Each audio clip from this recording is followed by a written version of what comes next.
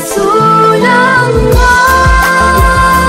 selalu rindu padamu, junjungan jiwa di dalam sunnah yang utama. Perhatikan kaidahnya. Allah tidak mungkin menguji seorang hamba di luar batas kemampuannya.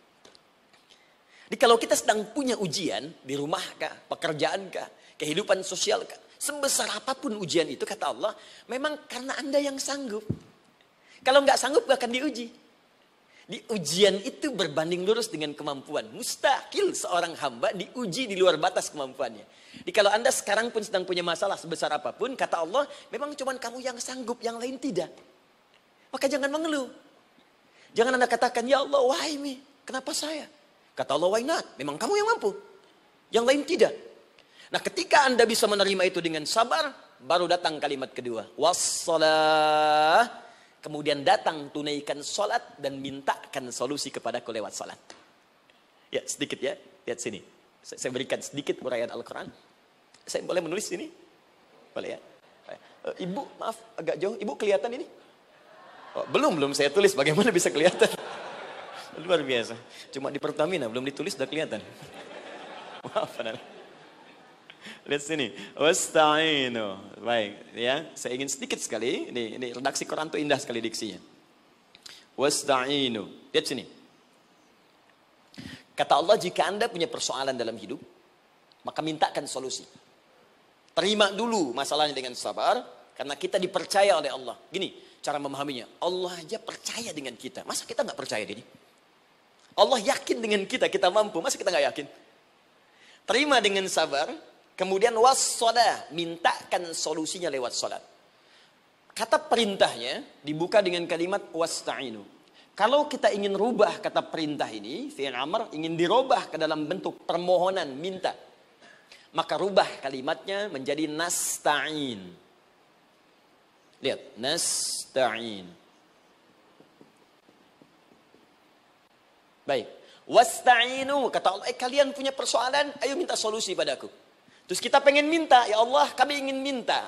Maka dalam bahasa Arab, kalau kita ingin merubah kalimat ini ke dalam bentuk permintaan, kita katakan nasta'in. Saya tanya pada Anda, pernah nggak dalam sholat kita mengucapkan kalimat nasta'in? Ada? Masih ingat? Baik, apa kalimatnya? Iyyaka na'budu wa iyyaka nasta'in. Perhatikan, iyyaka na'budu wa iyyaka nasta'in. Iyyaka na'budu, iyyaka, ya Allah, Engkau perintahkan aku untuk ibadah. Maka sekarang aku ibadah, sholat. Hanya kepadamu saja. Kan kata Allah, kamu sholat. Terus kita katakan, iyyaka na'budu. Sekarang kami sholat, ya Allah. Nama lain sholat itu ibadah. Kalau kita ibadah, na'budu. Dari mana tahunya nama lain sholat ibadah? Quran surah ke-20 ayat ke-14. Fa'budni wa aqimis sholata li dzikri. Ibadah kepadaku caranya sholat. Maka saat sholat kita katakan, iyyaka na'budu. Ya Allah, Engkau perintahkan aku untuk ibadah. Sekarang aku ibadah.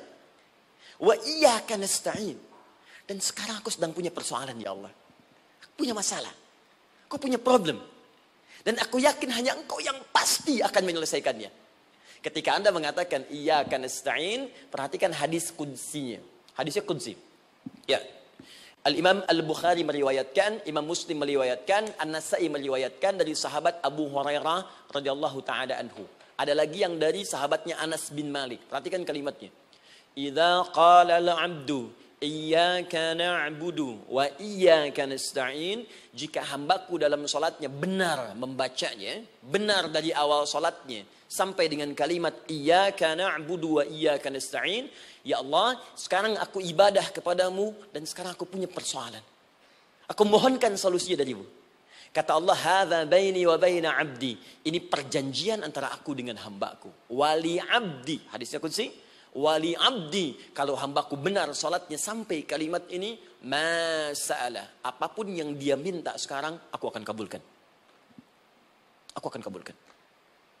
Pertanyaan saya, berapa di antara kita yang sholat sampai detik ini, ribuan kali ruku dan sujud, yang memanfaatkan momentum ini untuk memohon? Siapa di antara kita yang ketika sholat memohon kepada Allah solusi? Jangan-jangan selama ini sholat itu hanya menjadi formalitas saja. Takbir, ruku, sujud, salam, selesai. Takbir, ruku, sujud, salam, selesai. Padahal Allah sudah menunggu hambaku, kamu tuh punya masalah apa? Makanya setiap waktu dibagi 5 supaya hidup kita ringan.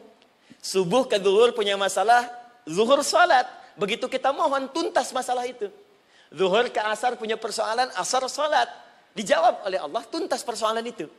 Karena itu semua nabi dan rasul, bahkan orang soleh, ketika punya persoalan dalam hidupnya, even itu hanya menulis karya ilmiah, maka mereka akan memulai dengan sholat dan minta kepada Allah Subhanahu Wa Taala.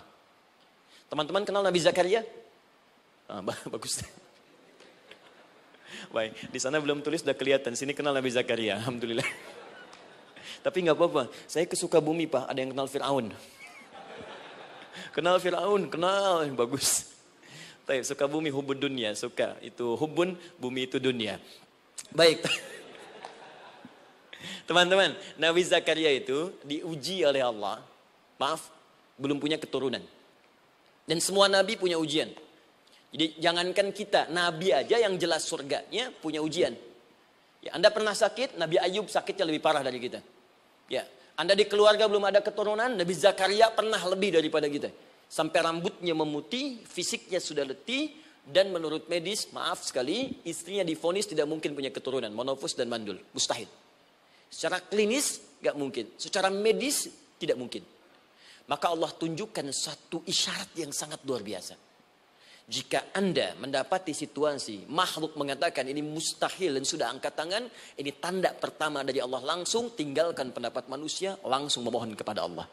Maka turunlah beritanya di Quran surah ketiga Ali Imran ayat 38 sampai 39. Paling kanan sebelah atas di mushaf. Sekarang perhatikan kalimatnya, saya mau sambungkan dengan Al-Fatihah tadi. Hunalika da'a Zakaria rabbah. Di mihrabnya Nabi Zakaria salat bermohon kepada Allah. Qala rabbi habli min ladunka dzurriyyatan thayyibah. Kemudian ia berdoa, Rabbi habli, ya Allah yang maha memberi tanpa batas. Ini adab pertama, kalau teman-teman mau berdoa, sebut nama Allah sesuai dengan hajat kebutuhan kita. Itu yang disebut dengan Al-Asma'ul Husna. Di Asma'ul Husna itu bukan nama-nama indah yang sekedar dihafal, bukan. Tapi nama yang diberikan oleh Allah sesuai dengan kebutuhan hidup kita. Dalilnya Quran surah ke-17 ayat 110. Ya, paling kanan sebelah atas di mushaf, ke pertengahan. Ya, kata Allah, Qulid Allah. Jika Anda punya persoalan, sebut nama Allah. Allah Awir Rahman atau Ar-Rahman. Ayyamma tad'u, tapi kalau Anda ingin spesifik meminta, falahul asmaul husna. Pilih nama Allah, ia punya nama-nama yang indah sesuai kebutuhan kita. Jadi kalau teman-teman misalnya minta kelancaran rezeki, sebut ya Allah ya Razzaq. Anak mau ujian, ya Allah ya Al-Alim. Di proyek misalnya ada hambatan, ada gangguan, ya Allah ya Al-Jabbar ya Al-Malik. Ingin mudah mengatasi ujian, ya Allah ya Sabar. Minta. Ya, jangan semuanya disebutkan, nanti jadi beban. Ya, Allahumma ya Rahman ya Al-Malik ya Al-Quddus ya Sabar, gitu kan? Yang tadinya nggak punya masalah jadi punya masalah, gitu kan? Pilih salah satu. Nah, jika Anda ingin memohon pada satu hal yang mustahil menurut manusia, maka minta dengan menyebut nama Allah yang memberi tanpa batas mustahil di dalamnya.